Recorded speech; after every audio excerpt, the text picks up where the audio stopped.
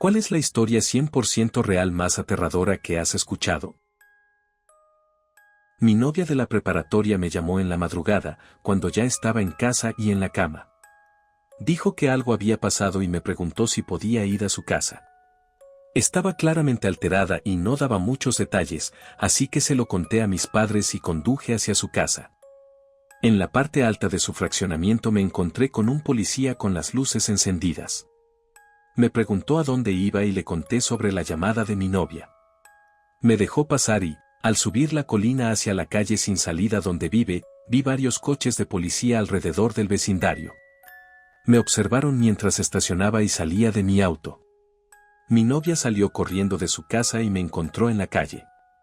Me explicó que alguien había entrado a la casa de su vecina y había empezado a golpearla con algo pesado. La vecina logró salir de la casa y se dirigió a la casa de mi novia, donde comenzó a golpear furiosamente la puerta principal.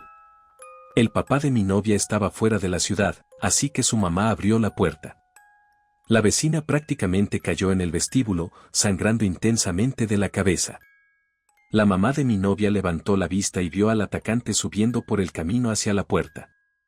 Jaló a la vecina hacia adentro y cerró la puerta, golpeando al atacante con ella antes de que se cerrara por completo. Entonces, el atacante tomó la herramienta pesada con la que había golpeado a la vecina y rompió la pequeña ventana en la parte superior de la puerta. La mamá de mi novia comenzó a gritar. Y el atacante simplemente se dio la vuelta y salió corriendo calle arriba, perdiéndose en la oscuridad. Pasé la noche allí, junto con 2 o 3 policías afuera en sus patrullas. Por la mañana, todavía se podía ver un charco de sangre en el piso del vestíbulo y salpicaduras de sangre sobre la puerta, donde el atacante había golpeado la ventana con la herramienta ensangrentada.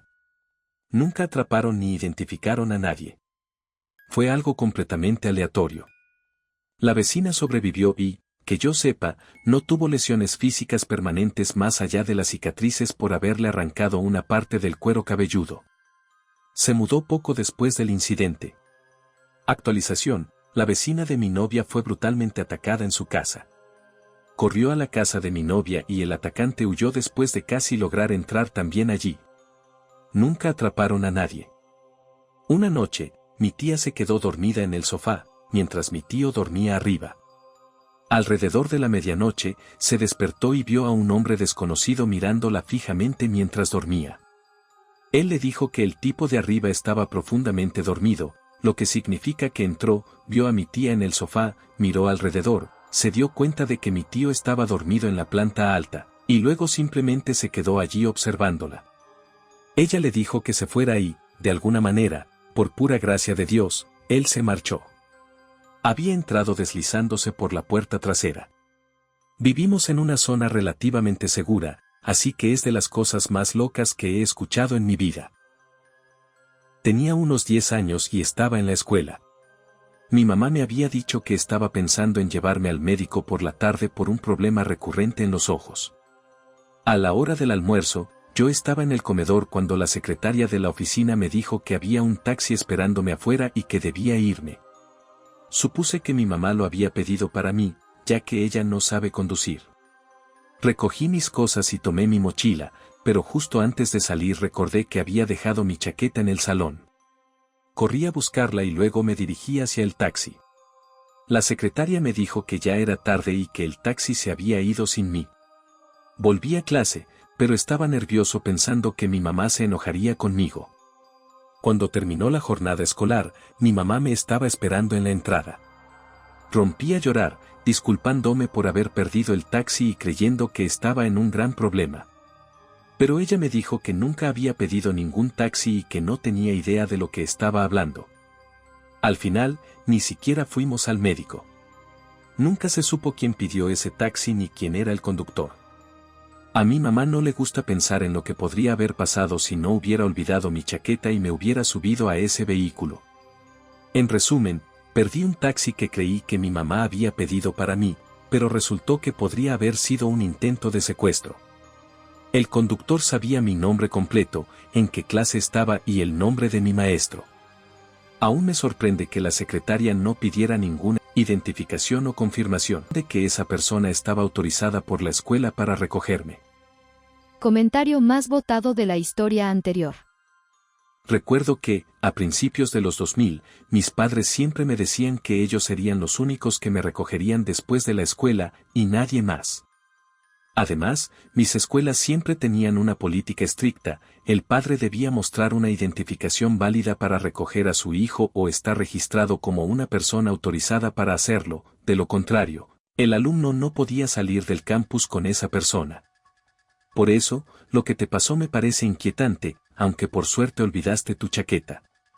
En 1990 las cosas eran mucho más relajadas, por decirlo suavemente, cualquiera podía entrar o salir de la escuela en cualquier momento, y no existía una lista de personas autorizadas. En esa misma escuela, una vez enviaron a mi hermano a casa solo, una caminata de 20 minutos, cuando tenía una conmoción cerebral. La secretaria simplemente me preguntó si tenía que ir a algún sitio y si esperaba que alguien me recogiera. Yo, pensando que mi mamá había enviado el taxi para mi cita médica, respondí que sí. Los taxis solían ir a la escuela para llevar a estudiantes a algún lugar, así que no habría parecido algo fuera de lo común. Después, mis padres tuvieron una reunión importante con la oficina y el director, y a partir de ahí implementaron políticas más estrictas. A veces me pregunto qué habría pasado si hubiera decidido irme sin mi chaqueta. Un incidente muy extraño. Bueno, esta es una historia de cuando era pequeño, hace unos 56 años. Teníamos una vecina que era como una abuela para mí. Solía ir a su casa a merendar y ella tenía un señor cara de papa, Mr. Potato Head, con el que me encantaba jugar. Había sido del juguete de su hijo, que ya era adulto. Son recuerdos extraños pero muy vívidos. El hijo volvió a casa estando en sus 20s, creo que del ejército. No recuerdo mucho de él, pero le pidió permiso a mi madre para llevar a mi hermano mayor de camping, y ella le dijo que no porque tenía un mal presentimiento sobre él. Cabe destacar que vivíamos en una zona rural, ni siquiera era un pueblo, era un lugar donde las puertas no se cerraban con llave y todos se tenían confianza. Un día, mi madre lo vio en la tienda del lugar con picaduras de abeja por todo el cuerpo y se preocupó. Él le dijo que se lo había hecho en el arroyo. A ella le pareció raro porque eso no era normal, ya que íbamos allí a menudo, pero bueno, no dijo nada más. Poco después, no estoy seguro de cuánto tiempo, las noticias informaron del asesinato de unos campistas en una zona más allá de donde vivíamos. No había pistas y la gente estaba conmocionada. Esas cosas no pasaban allí. Entonces mi madre recordó su mal presentimiento y las picaduras de abeja que no tenían sentido. Llamó a la policía para decirles: oigan, probablemente no sea nada, pero esto es lo que sé. Recuerdo que vinieron detectives a nuestra casa para hablar con ella. Resulta que tenían otras pruebas que coincidían, pero no eran suficientes para vincularlo con el asesinato de una pareja y su hijo. El caso sigue sin resolverse hasta el día de hoy, aunque el detective dijo que él sabía que era el culpable. Unos años más tarde, el tipo fue a prisión por el secuestro e intento de asesinato de una mujer a la que se le acabó la gasolina y a la que él le ofreció ayuda. Sobrevivió, gracias a Dios. El pueblo de mi abuelo fue arrasado por los nazis. Él tenía 9 hermanos. Los nazis llegaron al lugar como represalia por ataques de guerrilla, y creían que los guerrilleros se escondían allí. La mayoría de los hombres jóvenes huyeron antes de su llegada. A los que quedaron, los alinearon contra una pared y los fusilaron. La madre de mi abuelo, temiendo lo peor, escondió a los hijos más pequeños en el sótano de su casa y se llevó a los mayores con ella. Los nazis estaban reuniendo a todos los habitantes del pueblo y los encerraron en la iglesia. Ella dividió a sus hijos porque pensaba que si los mataban, al menos algunos podrían sobrevivir. Los nazis saquearon y quemaron casi todas las casas del pueblo, incluida la de mi abuelo. Él estaba en el sótano con sus hermanos cuando su casa ardió sobre ellos, pero lograron sobrevivir. Los que estaban en la iglesia también vivieron, aunque muchos otros no corrieron la misma suerte. Tiempo después, los nazis regresaron y obligaron a casi todos los hombres y niños, incluido mi abuelo, a trabajar construyendo caminos y fortificaciones para ellos. A pesar de todo, lograron sobrevivir a la guerra, aunque muchos miembros de la familia no lo lograron. Hasta el día de hoy, sigo buscando una explicación lógica para todo esto. Esto ocurrió en 2003. Mi ex y yo estábamos hospedados en un resort costero, donde las cabañas estaban bastante separadas entre sí, como a unos 200 metros de distancia. Alrededor de las 11 o 11:30 de la noche, mientras tomábamos cerveza con las luces apagadas y solo la televisión encendida, el picaporte de la puerta comenzó a sacudirse violentamente, como si alguien estuviera intentando abrirla a la fuerza. La puerta no tenía doble cerradura, así que mi reacción inmediata fue saltar de la cama y bloquearla con mi peso. El golpe de mi cuerpo contra el suelo debió haberse escuchado desde afuera, pero el picaporte seguía girando. En ese momento ya estaba con la cara pegada al piso, tratando de mirar por la pequeña rendija entre el suelo y la parte inferior de la puerta para estimar cuántas personas había afuera. No había nada. Ni un par de pies, ni sombras, ni movimiento alguno. Solo el sonido persistente del picaporte girando. Cabe destacar que la rendija era lo suficientemente grande como para ver el exterior o al menos notar cualquier cambio de luz o sombra provocado por movimiento. Pero no había nada. Finalmente, el picaporte dejó de moverse. Pero nunca escuchamos pasos ni ningún otro ruido. Esperamos unos minutos y luego abrimos la puerta. Todo estaba en silencio. No había huellas afuera ni en la arena que rodeaba la cabaña. Nos fuimos de ahí sin pensarlo dos veces. La leyenda de Ban So-So. Algunos piensan que tiene que ver con ese episodio de South Park del hombre oso cerdo, pero no tiene nada que ver. Había un campamento al que solía ir cada verano. Éramos como 500 niños durante una semana completa. Cada quien tenía su cabaña, asignada por edad y género, y cada cabaña tenía un encargado, normalmente un adolescente de unos 17 o 18 años que cuidaba a unos 13 o 6 niños. Los verdaderos adultos eran parte del personal, tenían sus propias cabañas y hacían rondas nocturnas para asegurarse de que todos estuvieran en sus lugares. Ya con eso en mente, viene la leyenda. Decían que, cuando todos los niños estaban en sus cabañas y las luces apagadas, un oso salía del bosque profundo y se metía al campamento.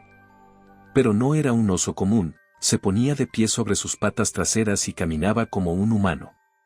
Elegía una cabaña al azar y, si tenías mala suerte, se acercaba a tu cama y se quedaba mirándote mientras dormías.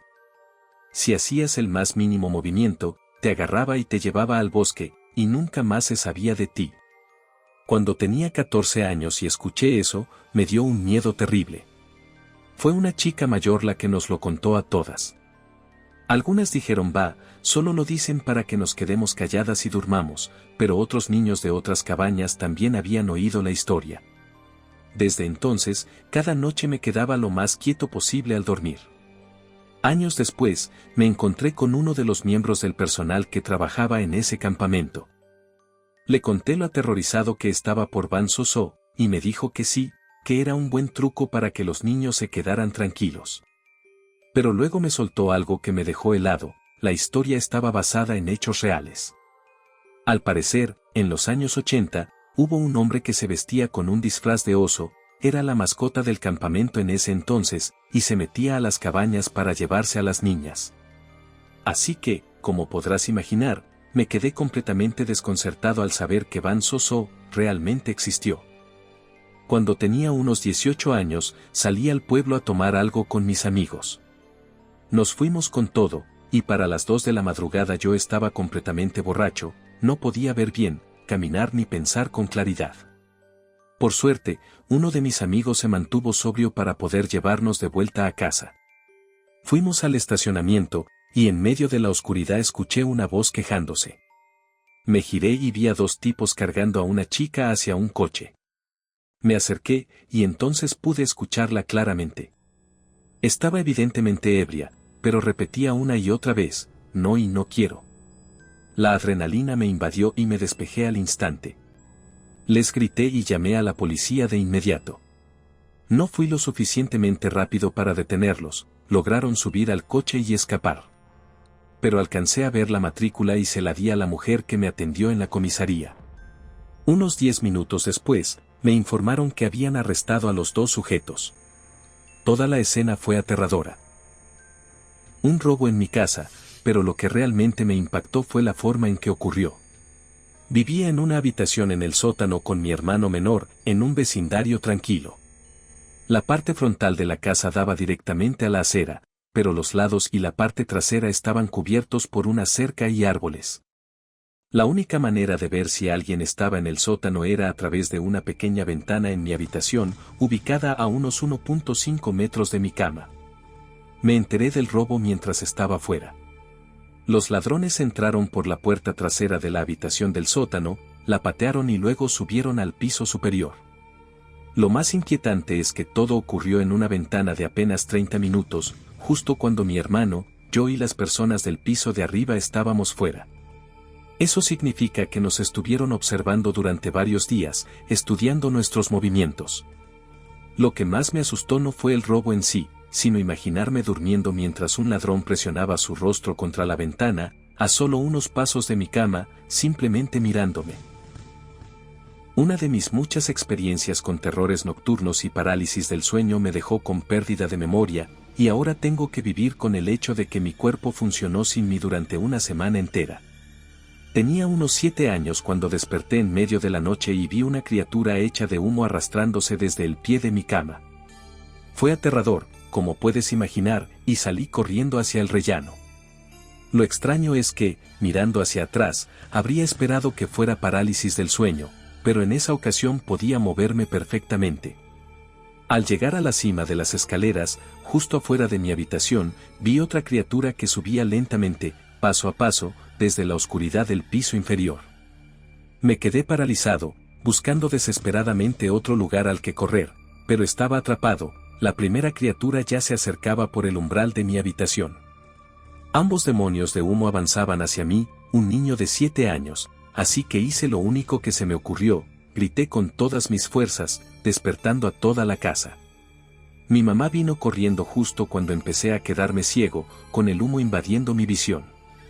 Era el mismo tipo de niebla que veo cuando me levanto demasiado rápido y la presión baja. Mi madre logró calmarme, me llevó de vuelta a la cama, y en algún momento se fue, dejándome dormir. A la mañana siguiente, me disculpé por haberla despertado la noche anterior, pero ella no tenía idea de lo que hablaba. Estábamos ambos confundidos. Le dije, te desperté en las escaleras, estaba teniendo una pesadilla.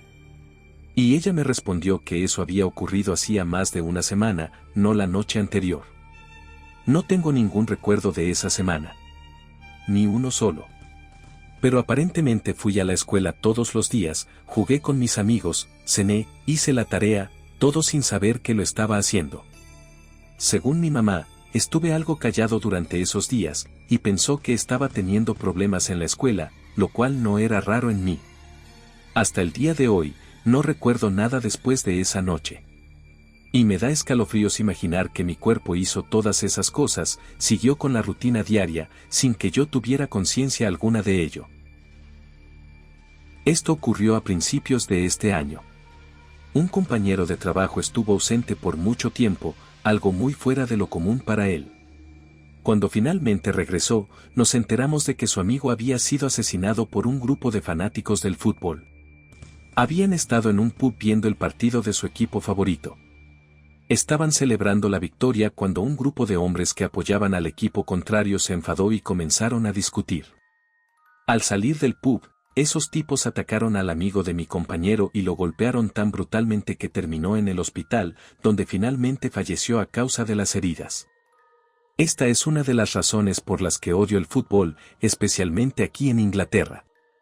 Furgones antidisturbios, cientos de policías, todo eso siempre presente en cada estación de tren y estadio. Hombres tristes, dispuestos a quitarle la vida a alguien por una maldita pelota que se patea de un lado a otro. No fue la primera vez, y ciertamente no será la última. Ya ha muerto demasiada gente por culpa del maldito fútbol. Hasta ahora, he presenciado personalmente 2 casos de personas con obesidad extrema que permanecieron sentadas en sus sillones durante periodos prolongados sin moverse.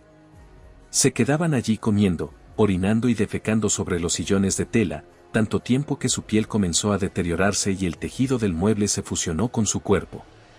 Para poder trasladarlos, fue necesario cortar el sillón en partes. Ya en el hospital, tuvimos que retirar secciones de los glúteos, muslos y espalda para separar la tela incrustada y la carne necrosada. Ambos fallecieron posteriormente a causa de infecciones sistémicas derivadas de las heridas. Tenía 17 años y estaba pasando el rato con 2 amigos. Ellos querían ir al bosque a fumar marihuana, pero yo no tenía ganas, así que los llevé en coche y me quedé esperando. Después de un rato me aburrí y decidí ir a buscarlos. Había 4 senderos que se abrían en distintas direcciones, así que tomé el más ancho. Caminé unos minutos en medio del bosque completamente oscuro, esto fue antes de que los teléfonos tuvieran linterna, y llegué a una bajada en el camino. Al otro lado, iluminado apenas por la luz de la luna, había una banca. En ella estaba sentado un hombre, y otro estaba de pie frente a él. Solo podía distinguir sus siluetas. Pensando que eran mis amigos, les grité mientras me acercaba. Si alguna vez has caminado por el bosque de noche, sabes que hay una sensación inquietante en el aire. Así que ya iba con cautela. Pero justo después de gritarles, ambas figuras giraron la cabeza hacia mí. No dijeron ni una palabra. El que estaba sentado se levantó y comenzó a correr hacia mí a toda velocidad, en completo silencio. Salí corriendo como alma que lleva el diablo, tropezando porque no podía ver nada. Logré llegar al coche y encerrarme adentro, pero estaba muy preocupado por mis amigos. Un minuto después, los vi salir por un sendero completamente distinto.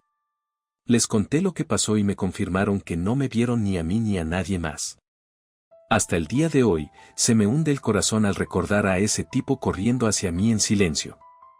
¿Qué demonios fue eso? La historia más aterradora que he presenciado es algo que vi con mis propios ojos. Un hombre desapareció justo frente a mí.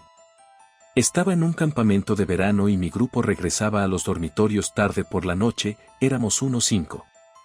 Mientras caminábamos medio tambaleándonos, vimos a un hombre vestido con ropa oscura que se dirigía hacia nuestro edificio.